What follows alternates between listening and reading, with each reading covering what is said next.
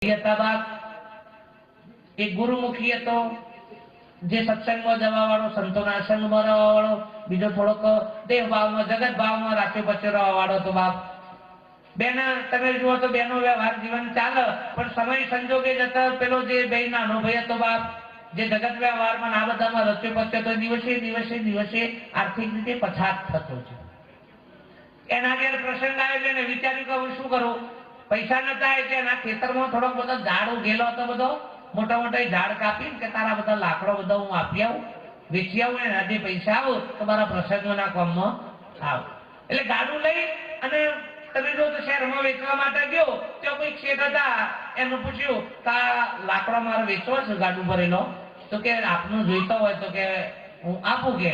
એટલે શેઠને એમ કે મારા દીકરાનો પ્રસંગ આવે છે, તેમાં રસોડાની અંદર કોમમાં આવશે આ બધા લાકડો હતા, તો કે લાય તારે કેટલી કિંમત, કે શેઠ તમે કરો એ કિંમત, કે ભાઈ માલ તારો છે. આપણે બે ચાર જણનું પૂછીને બે ચાર જણનું બોલાય નક્કી કર્યું કે બોલો કે આ આખા ગાડાના 2000 રૂપિયા આપું કે. પેલો ભાઈ કે સારું કશો હતું ને 2000 રૂપિયા તો ઘણા થઈ જશે કે મારો વધુ આવ્યો. લખાણ લખી લીધું, બે ચાર જણની સહીઓ કરી લીધી, કહી દીધું. પછી પેલા પટેલે કીધું કે તારા લાકડો કયો ઉતારવો સ્ટેટ કયો, એટલે પછી ઉતારી પછી હું જઉં, કે તું પણ જ્યાં છોડીને જતો રાહ, ગાલ્લું હોય મૂકી દે કે. પેલો કે ગાલ્લું તો મારે ઘેર લઈ જવાનું, કે તું આ કાગળમાં લખ્યું છે કે આખા ગાડાના 2000, હવે ગાલ્લું ઘેર લઈ જવા મળે. એ પેલાને એમ છે કે ગાડું ભરેલો લાકડો મારે 2000 માં હાલવા, આખું ગાડા હાથે હાલવાનું, પણ કે લખવાનું આલીશું બાપ, એટલે જો હવે ફેરફાર થાય. આમ કઈ વાણિયાએ થોડોક છેતર્યો હોય. પેલો નિરાશ થઈ ગયો, બે ચાર જણની સહીઓ હતી એટલે કશું બોલી શક્યો. ઘેર ગયો, એના ભાઈએ પૂછ્યું કે કેમ લે ગાડું તો મૂકીને આવ્યો, ત્યારે ગાડું તો શેઠે પડી લીધું. કે કેમ, કે આવું મારા જોડે શરત કરીને પછી લખણ લખાવડાયું, સહીઓ કરાઈ અને ગાડું લેવડાવી દીધું. કે પેલો ભાઈ થોડો ગુરુમુખી હતો બાપ, સત્સંગી હતો, કે કશો હતો કે હું આવું સરદાર જોડે પાછો તલ કે બળદ લઈ લે, કે તલ જોડે બળદ જોડે લઈ અને ટોકન શેઠના પાસે જઈને વાત કરી કે શેઠ ગાડું તમે પડાઈ લીધું છે. કે ભાઈ પડાઈ નથી લીધું, આ લખાણ સજો તારા ભાઈએ લખાય છે કે આખા ગાડાના 2000 રૂપિયા. પણ કે શેઠે તો આખા ગાડાના એટલે લાકડો આખા ગાડામાં જેટલું ભર્યું હતું એ તમને 2000 આલવાનું, પણ કે આ લખાણ છે સહીઓ શું ભાઈ, આમાં હું કશું કહી શકું. એટલે પેલો થોડોક વિવેકી હતો, કે સારું તારે શેઠ કશો વાંધો નહીં તારે. પછી કઈ કામ કરતા ને ગેરેજ માંથી બધો પોનો લેતો હોય અને આપણા બે ટાયર છે ને એ ટાયર કાઢ લે. કે શેઠ આ કાગળમાં ટાયર લખેલો છે, કે ના ટાયર નથી લખેલો, તો કે ટાયર તમે કાઢ લે આપણો છે. ખોલીને ટાયર કઢાઈ નાખાવડાય.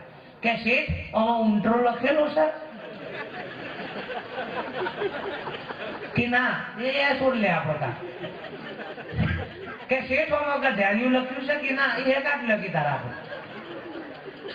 કે શેઠ આમાં દોહણું લખેલું છે, કે ના એ કાઢ લો. હમલો આટો બધું કઢાઈ, બધું આખું ગાડું હું કરી નાખાયું, ખુલ્લું કરી નાખ્યું. કારણ કે આ બધો માલ ઘેર લઈ જાય, ઘેર ફિટ કર્યું આપણે. અને શેઠ કાગળ પાછો આવે, કાગળ વાળું ગાડું તમારા પાસે રાખો, આ બધો મારો માલ છે.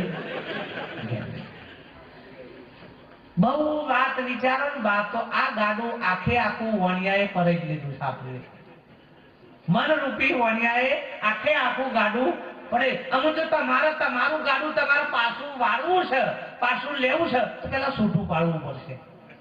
આ શરીર એવું નથી, આ નોમ એવું નથી, આ રૂપ એવું નથી, આ ગુણ એવું નથી, આ મારાથી ઊભું થયેલો સંસાર, મારાથી ઊભું થયેલું આ જગત એવું નથી. આ છૂટું પાડવું પડશે. શું કરવું પડશે? દૂધમાંથી ઘી કાઢવું, શું કરવું પડે? બધું દૂધ પાડવું પડે બહાર. દૂધ, દહીં, વલોણું, છાશ, મખણ બધું જુદું. તાણે 4 રૂપિયા ઘી હાથમાં. આવો બાપ એમનેમાં આવે એવું નથી. બધામાં ભગવાન છે એવું કહેવામાં આવે, પણ નક્કી પણ તો એમને દૂધમાં ઘી છે એવું કહેવામાં આવે, પણ રોટલીઓ પર દૂધ તો પ્રોસમ ના બાપ કહેવામાં આવે કે દૂધમાં ઘી છે, પણ જો સુધી તત્વ રૂપી બાદબાકી નહીં થાય, જો સુધી નિચોડ નહીં કરવામાં આવે, તો સુધી 4 રૂપિયા ઘી હાથમાં આવે એવું નથી. એમ જે દાડા આ બધું ગાડું જુદું પડી જાય ને, એ દાડા જે વધે ને એ તમે બાપ, એ તમારું સ્વરૂપ છે.